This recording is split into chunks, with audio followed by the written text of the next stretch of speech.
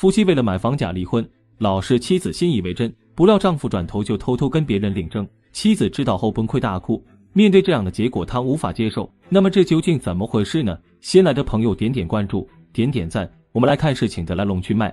眼前的女子叫钟莹，她说2017年她丈夫陈大海准备买新房，结果因征信有问题无法贷款。后来陈大海跟她提了一个大胆的想法，他们俩先离婚，由钟莹去贷款买房，买房后再复婚。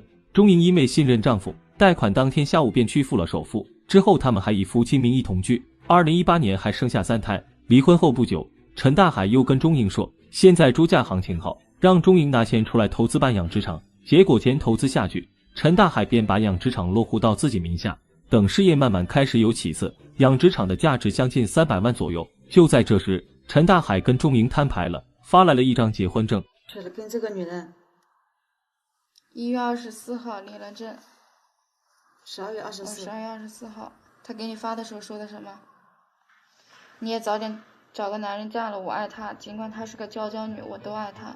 结婚证上显示，陈大海跟现任妻子柴丽于2020年12月24日登记结婚，可是当时钟莹最小的孩子才2岁，新房也还没来得及住。这样的结果让钟莹无法接受，她一直在家照顾孩子等丈夫回家，却没想遭到丈夫无情的背叛。说着，钟莹便带着记者来到养殖场找陈大海，可是陈大海却不在。陈大海养殖场占地20亩，一家人都在养殖场工作。陈大海的母亲李桂云表示，儿子欠了很多外债，养殖场天天有人闹事，陈大海跑出去外面打工了。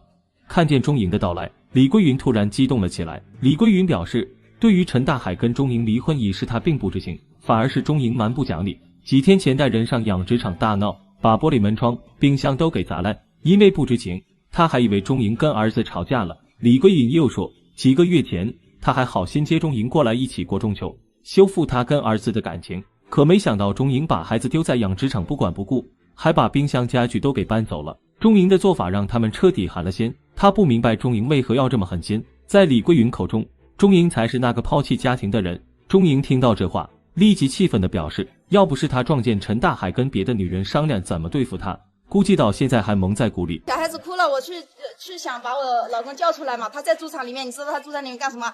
跟这个在打视频，怎么对付我？那个说的不用给我2套房子，给他就可以了，扔个孩子给我。对于陈大海再婚一事，母亲李桂云不愿做正面回答。如今双方各执一词，记者只好当场拨通陈大海的电话。电话中，陈大海激动地表示，自己是离婚之后才找了新的，反倒是钟莹纠缠不休，还到处散播谣言，让他有理说不清。陈大海解释，当初自己就是无法忍受钟莹固执的性格，才选择和平分手，根本不是假离婚。陈大海的态度让这件事变得扑朔迷离。那么到底谁在说谎？事情的真相又是什么呢？钟莹表示，2007年因为家里催婚，她跟陈大海通过家人介绍认识，没到半个月就结了婚。当时陈大海是个厨师，钟莹认为跟着他有口饭吃就行，而陈大海也承诺要照顾钟莹一辈子，可没想到自己竟然会被算计。说着，他拿出当初2人的离婚协议，协议上显示2人离婚，2套房都归钟莹所有，2个孩子归陈大海抚养，但是其中1套房要还房贷。按照陈大海的说法，2人算是正式离婚，可为何他会愿意净身出户并承担2个孩子的抚养费呢？钟莹表示，即使领了离婚证，他也从未怀疑过陈大海，因为2个人之后还生了1个孩子。谁曾想陈大海事业刚起色就变了心。此时，钟莹跟记者说起了陈大海的现任妻子柴丽。他说柴丽之前联系过他，表明自己跟陈大海相识时他处于单身，他并未破坏2人的感情。那么这场假离婚变真离婚，究竟是陈大海蓄谋已久，还是另有隐情呢？就在这时，陈大海打电话来主动提出见面。一见面，钟莹就痛斥陈大海骗了他，可陈大海却说自己从未说过假离婚，当初是真离婚，因为2人经常吵架，所以他才想摆脱钟莹，这才会选择净身出户的方式。可是为何离婚后又生下孩子呢？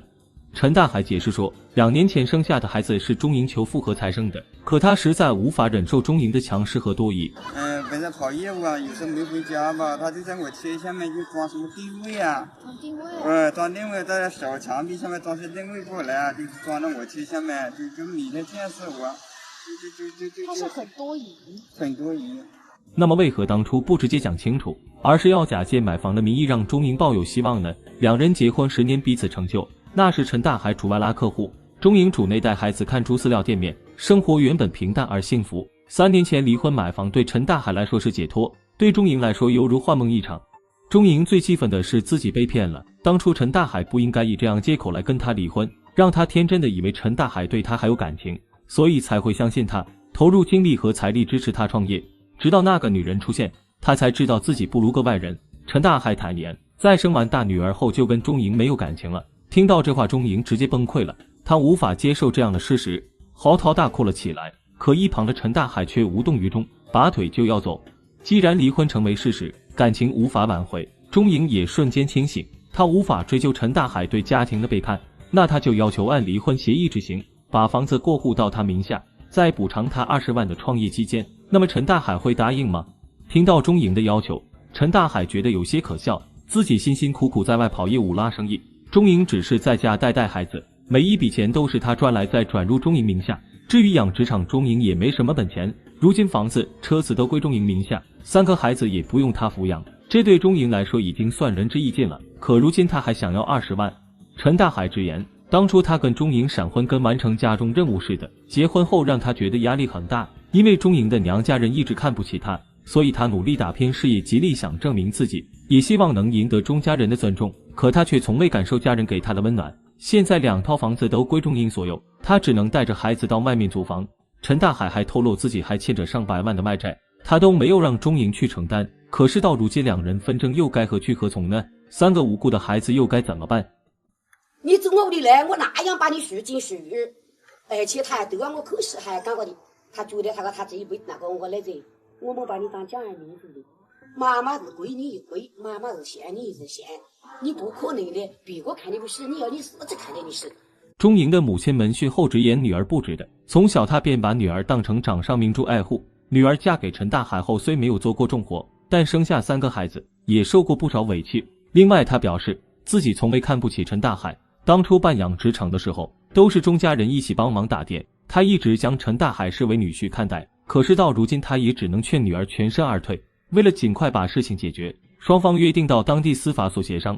说起过去，钟莹几度落泪，她一路陪伴陈大海打拼事业，可对方事业刚有起色便把他抛弃，毫不念其旧情的做法让他极不甘心。于是钟莹提出，除了原来的离婚协议要陈大海配合执行之外，他还要拿回当初建养殖场的一半资金20万元，也当做陈大海对自己青春的补偿。到了如今，他根本不相信陈大海欠债一说，可是陈大海却无法接受。在陈大海眼里，钟莹不能吃苦，除了在家带孩子和照看店面，他并没有让钟莹吃苦。直到最后离婚，他认为协议里面的条件已经够弥补他13年的付出。另外，陈大海提出第3个孩子的抚养费，钟莹也应该出一份。如果钟莹执意要拿20万，那就要共同承担养殖场的债务。双方争执半天依然无法达成一致，最后司法所所长提出，既然双方无法达成一致，相关债务纠纷就走法律程序，但3个孩子的抚养问题，希望陈大海和钟莹能共同面对，尽到做父母的责任。每当父母离婚，孩子总是无辜的。陈大海以买房为由离婚，